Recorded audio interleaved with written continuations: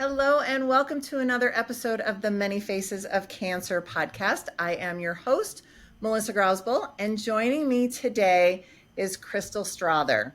And Kristel is a wife and a mom of three. She is also a dog mom of Karma, who she says is so ugly that he is cute. And she is in private practice as a therapist, and her business name is called 413 Counseling. So, Mm-hmm. welcome to the show, Kristel.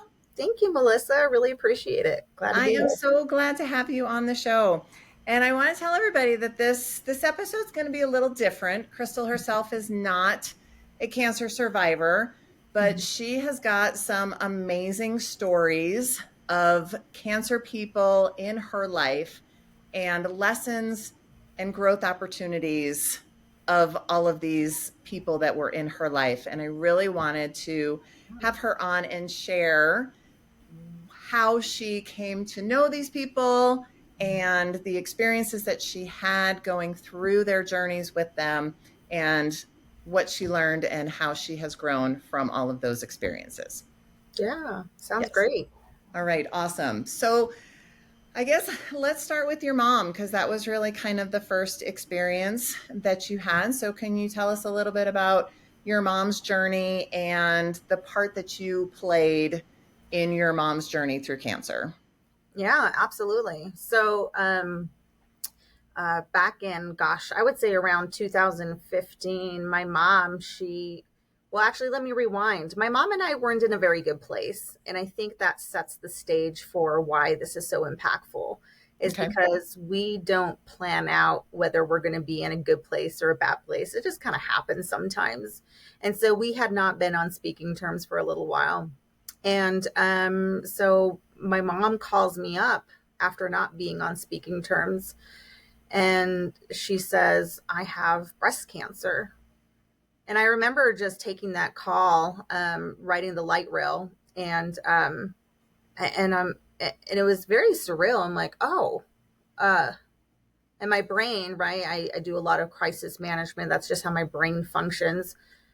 I think step one, step two, step three, right? Not even really responding to her with kindness or compassion or the things that maybe she may have needed to hear from her daughter. But It was more what, like, okay, what are you doing? What do we need to do? What do you need me for?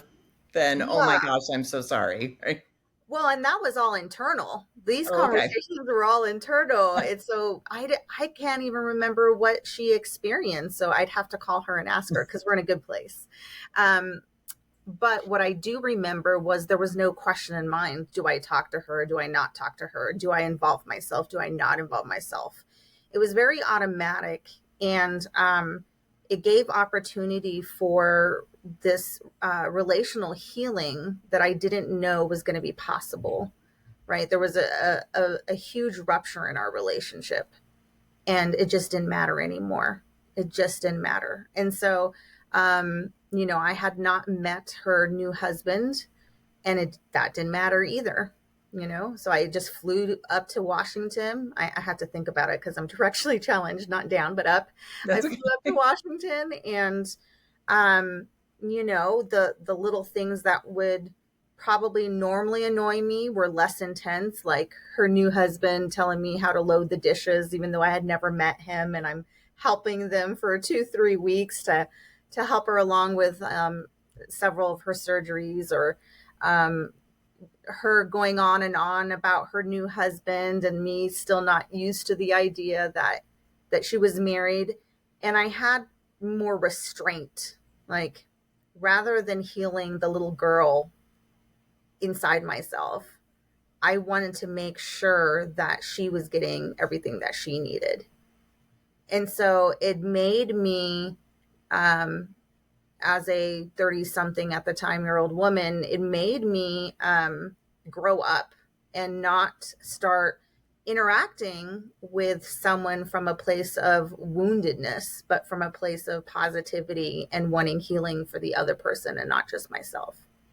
And so that really was impactful for me. Yeah.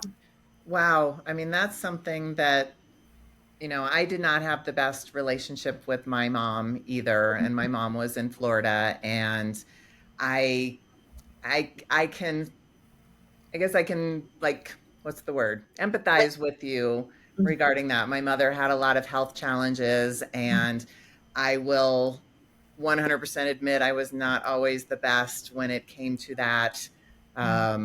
And being patient with her and being understanding and all of that. And, when she was getting ready to pass, and fortunately your mom is still with us, like Yes. I finally got, like, none of it mattered anymore, and the petty little Mm-hmm. squabbles and things that, when you're full of life, frustrate you, when you get to that point that it's life or death, it really just kind of changes things, and it just doesn't matter anymore. Mm-hmm. Yeah. Yeah, and I think that we oftentimes don't know what we're capable of until we find ourselves in that situation, and it's just so automatic, right? There is Mhm. no editing of your thoughts and your feelings and emotions, and we get that sense of like, okay, this is who we are, and there's no thinking about it. And so I'm really grateful for that experience, because maybe I wouldn't have known about that. I wouldn't have known about that. And my mom and I wouldn't have the relationship that we have today had I not answered, the little voice in my head that said, or voices, voices that said, you need to do this and you need to do that. And, all of that is probably not that healthy. I will say that. But what I will say is that even in unhealth, a great amount of healing can happen, right? We can't recognize health until we've sometimes recognized the unhealth. So, Oh, absolutely. I mean, it's just like anything. You can't really experience pure joy until you've experienced sadness, because you have nothing to mm-hmm, compare it to. mm-hmm, Um, so now, and I've also heard, and I've experienced myself, that healing a relationship is not necessarily about expecting the other person to change or trying to change the other person. It mm, becomes more about how you relate to the relationship, or how you show up, more so than the other person changing. Did you experience that as well?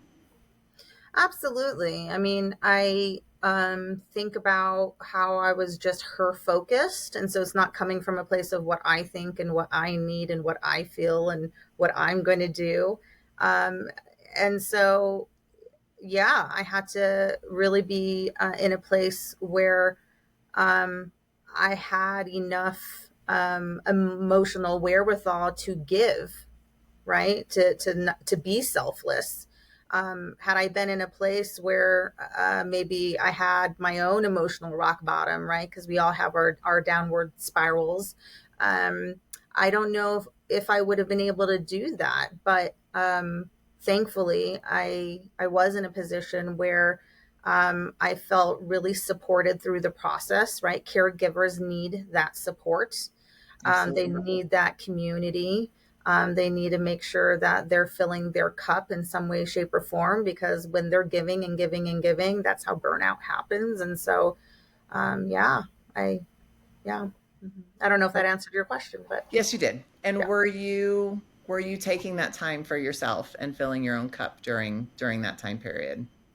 absolutely. I'm a believer, and so there were some spiritual aspects of that time and place. Where we were all going through something within the family, right? It doesn't just affect one person when someone gets cancer. It affects the family. It affects, the doorman. It affects everyone because of the statistics. More than likely, we know that someone else has cancer, and there's always a story connected. And so, um, yeah, I was in a place where I was able to connect with various amounts of people that would share their stories, and I'd be like, oh, okay. Or a couple of my friends, came out a couple months later during that same time period and said, I just found out my mom has breast cancer. And then another friend of mine, a couple months down the road said, I just found out my mom has breast cancer. And so just having that camaraderie of shared pain and shared celebratory moments as well was really helpful for that community, for that feeling. It's a club that you never really want to join, but Yeah.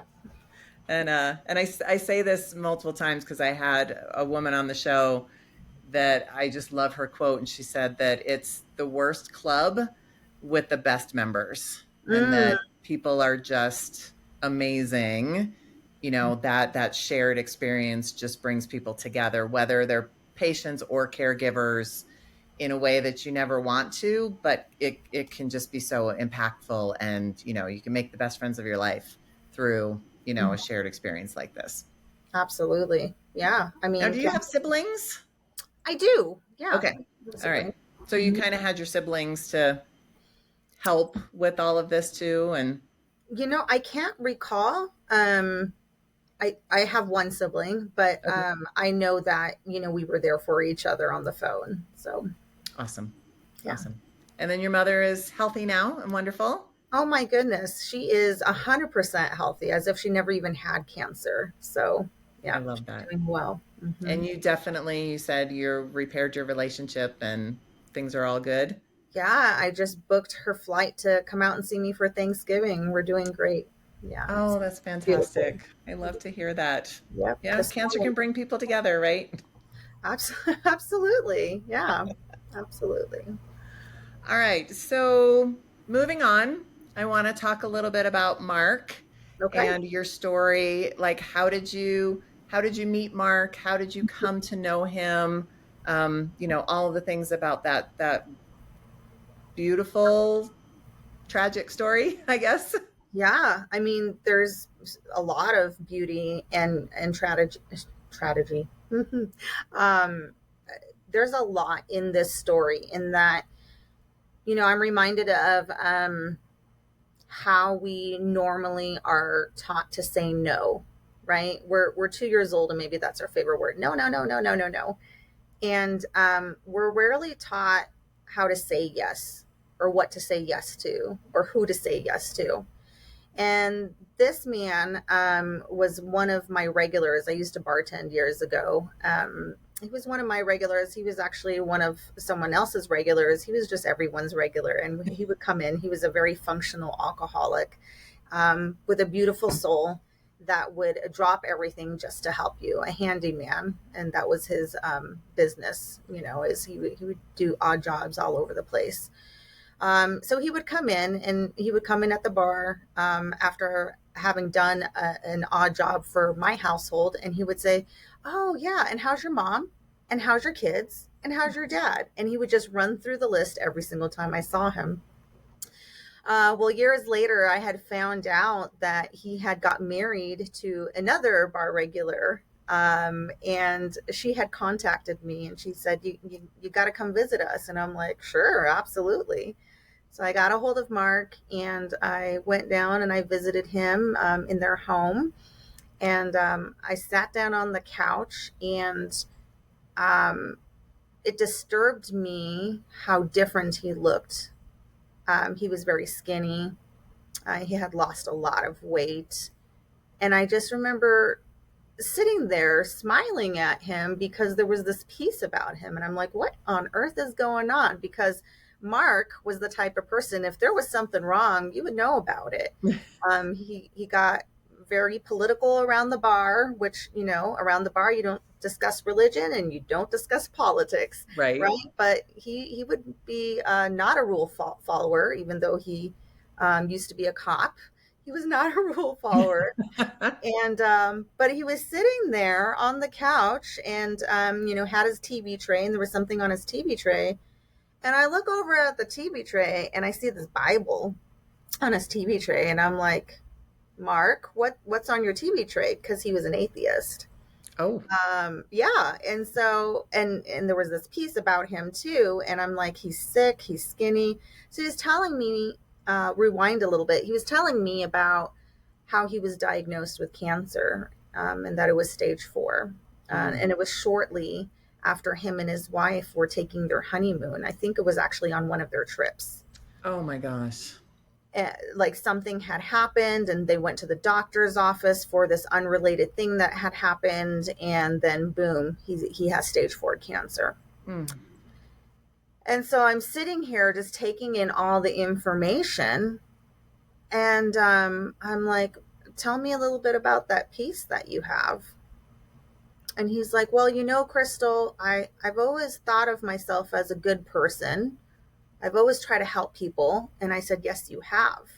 Now I'm going to rewind that because when I was going through my undergrad, he would take hours and hours and hours to help me with my math homework just because, for free, you know. Wow.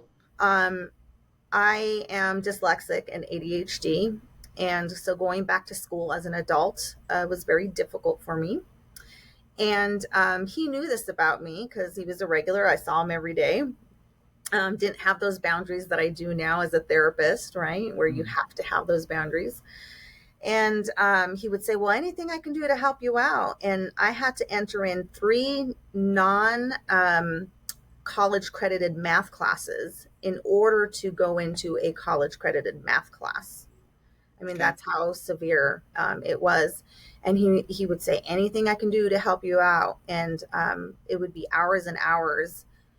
And he would also let me drop off my book so that he could get ahead and study what the next lesson was so that he could teach it to me, so that I wouldn't fail, a test or an exam that was coming up. I mean, that was Wow. dedication. Again, all for free, all out of the kindness of his heart. So he's sitting there on the couch telling me, I've never thought of myself as a bad person. I've always tried to help people and whatnot. And I said, yeah, that's very true. And he's like, but I have my opinions. I'm like, yep, you sure do. And I said, tell me about what happened. Tell me about this smile on your face and this peace that I've never seen before. And he said, well, and I don't remember the timeline, could have been weeks ago or whatever. He said that shortly after one of his chemo treatments, he was on the floor, like he had maybe gone off the couch to steady himself or something and gone on the floor, and he was just crying, almost screaming in pain, and his wife was holding his hand on the floor. And he said, God, if you exist, you better show me right now, something towards that effect. And he said that he actually felt like a warm body or a hand or something over him, like tactile, like he felt something on him. And his wife was on the floor holding his hand. And he said that without a shadow of a doubt, that told him that God does really exist. And he had never, ever, ever, ever believed in God before and was actually pretty cynical. I got goosebumps here. Wow. Yeah. Yeah. And so he said that he was sure that he was going to die, but that he was hoping that he was not. And that for the rest of his life, whatever that looked like, he was going to keep telling people his story. Mm. So, and I was already a believer, but it was just this privilege of affirmation and acknowledgement of like, God is here, right? God is here. Right. God is here. So, I always say, there are no atheists in foxholes, mm-hmm. when Yeah. you're facing something that fast and progressive, it really makes you look at what you truly believe, and to have that kind of experience that he had, that's just Yeah, incredible. it is. It's very incredible. And I'm glad I'm able to tell that story for him. So you Um, get to continue mhm. sharing his story that he's unable to now. Very rarely do I get that opportunity, but thank you, Melissa. Of course. He did end up passing a couple years ago, and his wife called me, and I was a care pastor at the time at my church, and I had the flexibility to go meet him, and I, remembered kissing him on his forehead, and also on his cheek, and just saying it's going to be okay, and you're not alone, and we're with you, and being there for a few days as people would roll in and kind of say their goodbyes. And he ended up passing around that time. So, And were you there with him when he passed? I remember sitting at the dining room table, and he lifted his body up somehow, and I remember someone from hospice helping. And I don't believe I was there the moment he died. Maybe like a few hours later, he died, and his wife called me. Yeah. Mm. But you got to have that last moment with him. I sure did. Yeah. Wow. He Forever sounds like grateful. such a beautiful soul. Yeah. Yeah. He was Like a wonderful character. to help you for hours with your math homework. Holy cow. Yeah. I can't even put up with myself for hours long. I'm like, that was amazing. I mean, I should have known he was an angel then. So, but yeah, Mm. beautiful soul. And I'm sure he is an angel up there now. Yeah. Wow. Yeah. Okay. Whew. All right. So moving on, this story is just I love the story and I can't wait to hear the rest of it. So let's move on to Stephen because this is Yeah. just a beautiful story as well. Yeah. Yeah, Steven, man, let me tell you, he's just like one of those old school souls that, there was definitely a generational gap because he was the same age as my father. So I think at the time, maybe he was, I can't do math, 77, 78, I don't know. And I used to worship lead at our church and sing and whatnot. And he used to volunteer his time as well and be the cameraman. And he always had something nice to say to everyone. I mean, he was one of those people. He never met a stranger, and he was always pouring into others, just being positive and being positive and being positive. And he would give his testimony every now and then and speak of his cancer because he survived for over 10 years just beating different types of cancers. Mm. And so towards I would say the last 4 years or so, I was coming out of being a care pastor at our church, the same one that he attended. And he would kind of just say like, oh yeah, I have this treatment. But he wouldn't say much because if he was going through something, he was very positive about it. Very positive. Everything was positive. And I started pressing him, and I said, who's going with you for these treatments? And he's like, oh, nobody. I just do it on my own. Everything's fine. He didn't need help, right? He was the one Mm. that would encourage others. And I found out a little bit more about his personal life. And, he had two beautiful daughters. One of my friends, I found out, actually went to school with his daughters. And so I'm like, oh, do you think you're going to move closer to them? Or he's like, no, I'm fine. I'll be great. I said, do you think they might move closer to you? And he's like, no.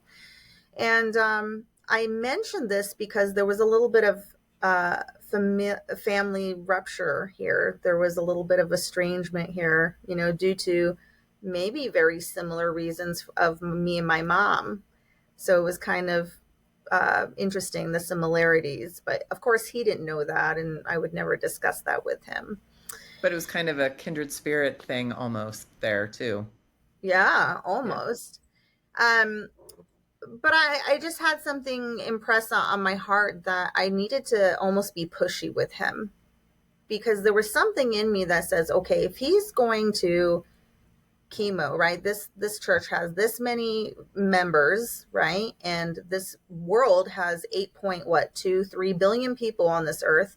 It doesn't make sense to me that someone has to go through excruciating emotional pain or loneliness, or even the physical aspects of chemo, right? All by themselves. And I just couldn't wrap my brain around that. And I thought, well, I have the flexibility. Why not? I'm just going to push. So I did. And finally, at the end, he was like, all right, Kristel, you've asked enough times. I don't have anyone. And I think that you'll be okay with me. And I said, yeah, of course. And he would warn me because the type of cancer that he had was that of when he would go in for specialized treatment. There was always something cutting edge that he was a part of. Um, he wasn't always feeling very dignified, right? There was a nakedness, literally, both emotionally and physically. And as a young woman, and he's an older man, it wasn't about appropriateness. It was more about his manhood. He felt like his manhood was being taken away. And I said, I'm a mom. I've seen this stuff before. I don't care. Like, I'm not going to go in there staring at you. And I think my bluntness just kind of won him over because I would be direct or laugh or, just make sure that, like men have to look at women from, the neck up. I would do the same and kind of give him that dignity, but with a carefree and laughing heart as well. And so, I attended all of his treatments, or as many as I could, I should say, as many as I could. Only a couple that were minor, like drawing blood or something. And the reason why that's important is because the reason why I went to some of those appointments is because he wanted me to meet those doctors. He was always introducing me to his medical staff and medical team, even if I had met them before from a previous surgery. And he would go in and he would say, "Oh, and how long have you been doing this, sir?" And, "Oh, okay, so you're really good at your job." And he was always encouraging every single person on his team. And it was like clockwork. And he would say, I like to play a game. Let's count back when I go under, and you tell me at what number when I wake up, because I'm going to wake up, you tell me at what number I was out, that it hit me. Aw. And he would just do these very connective games and these things as a way for him to pour into the people that were around him, no matter what. Um, and so that one was a really tough one because I feel like I was there for more of the process. I mean, each of them are special in their own way. Um, at the end of his life, I told you his daughters and him, they didn't have much contact. I was privileged to be able to serve as a connector for them. He was not well. He had gone to my house for Christmas Day. I had started inviting him for Thanksgivings and Christmases. And he looked very different than I remembered him. That was his decline. And so a couple of church members said that he was not answering their phone call, his phone at all.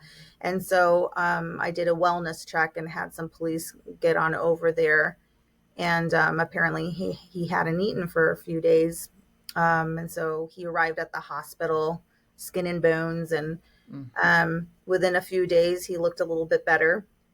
And he was still his positive self. And he's like, "Man, Kristel, thanks for checking up on me. I can, always rely on you." I was like, "Man, I'm so sorry I didn't get to you sooner. And what can I do for you?" And, I got in touch with his daughters as we had previously discussed before all this would happen, just to have some planning, like, hey, if this were to happen.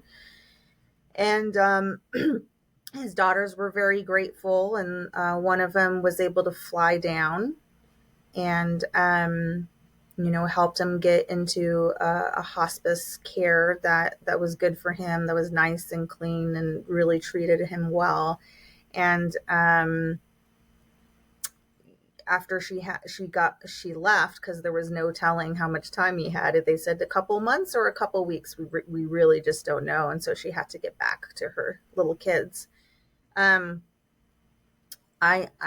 had a notion that it was going to be end of life. And so I called her and I said, I want to share with you some things that he said and hold the phone for him. Is that okay? And she's like, "Yes, please." And And so I would kind of direct the conversation as to, and Stephen, what is it that you want to tell your daughter right now? What is it that we were talking about? And oh yes, this, and okay.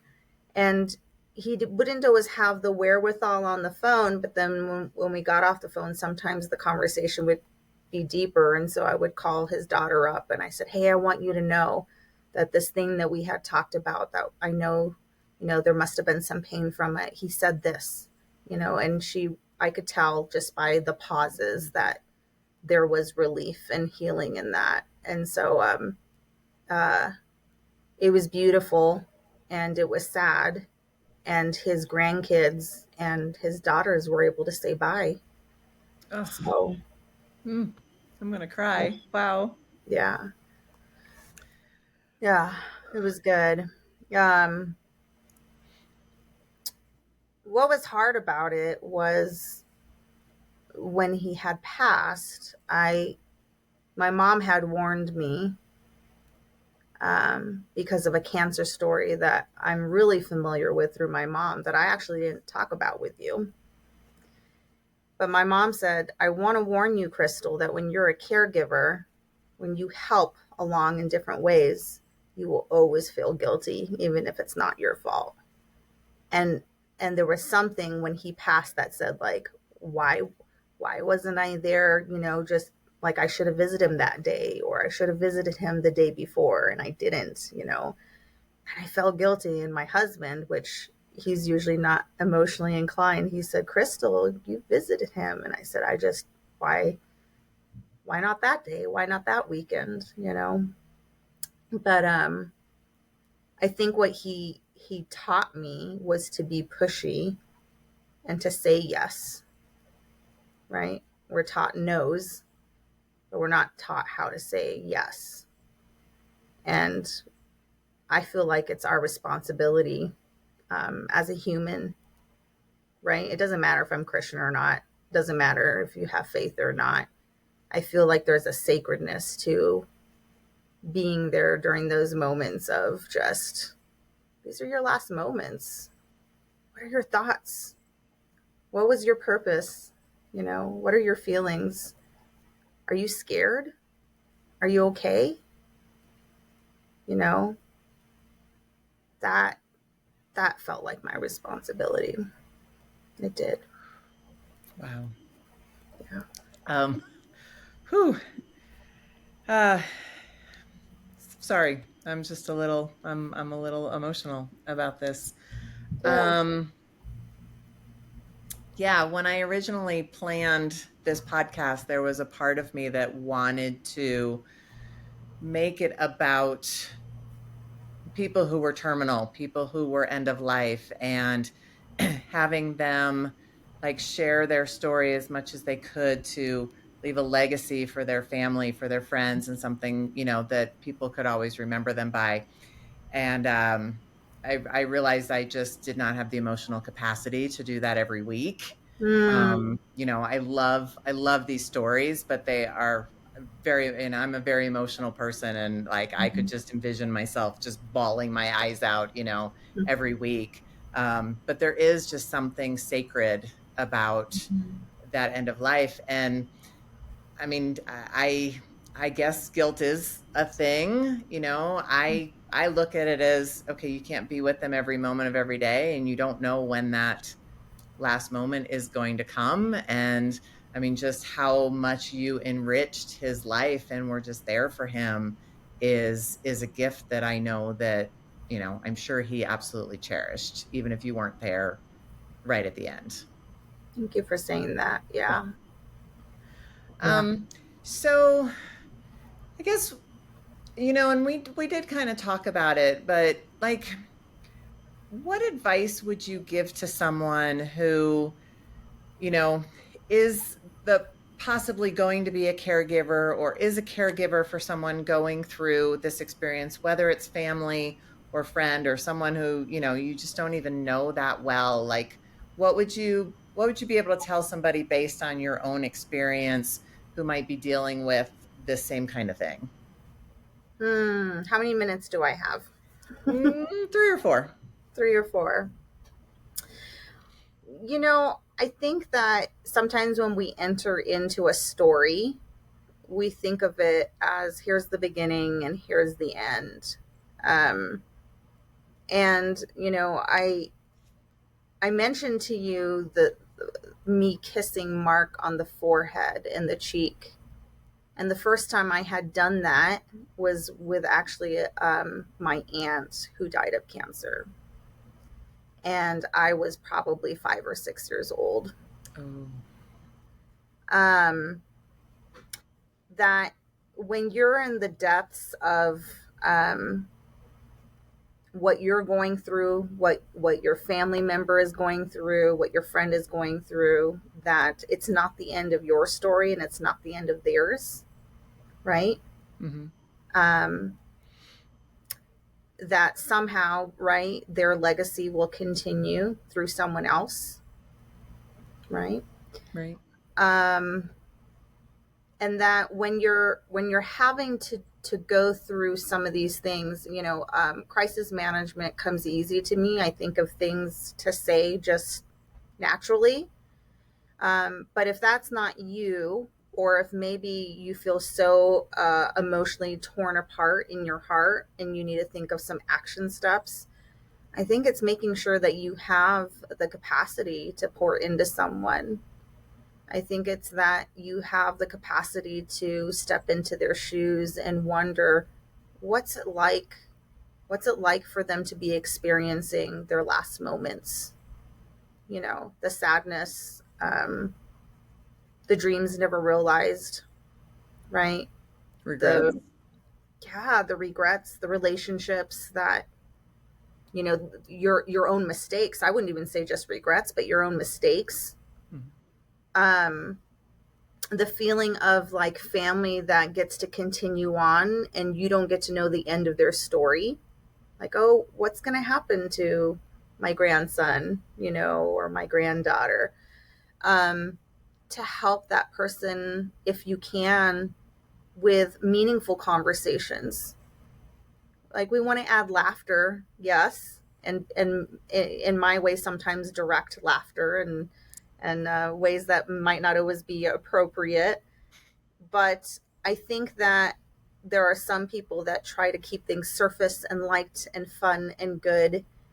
And um, what's required of us is compassion and truthfulness, and not the fluff that we think it that that we think we need to have. Yeah. Wow. That's perfect. Have those conversations, be Mhm. with them. And say Yeah. yes. And say And say yes. say I yes. love that. Learn when to say yes. Yeah. And if at all possible, work to heal those relationships, especially if it's a family member. Yeah. Absolutely. Okay. I love Absolutely. that. Well, Mm-hmm. thank you so much, Kristel, for sharing these stories.